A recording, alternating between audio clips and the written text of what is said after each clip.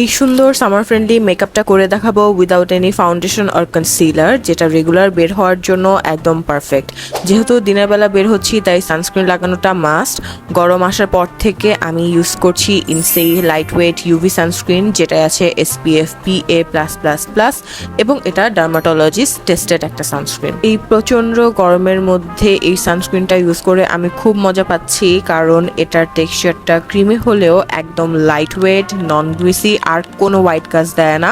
উল্টা স্কিনটাকে glowy finish দেন, first absorb হয়ে যায়, বাট একটু টাইম লাগে যদিও। খুব ভালোভাবে টাইম নিয়ে ব্লেন্ড করতে হয়, বাট একবার ব্লেন্ড হয়ে গেলে খুবই সুন্দর একটা গ্লো আসে।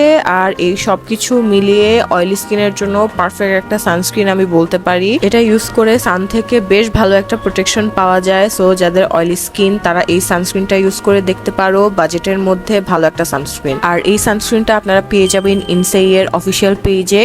এরপর আমি একটু ওয়াটার টেন্ট ইউজ করে নিচ্ছি গালে আর লিপসে। ফুল ফেসটা সেট করে নিব একটা লুজ পাউডার দিয়ে, পাউডার ব্লাশ দিয়ে ব্লাশটাও সেট করে নিচ্ছি।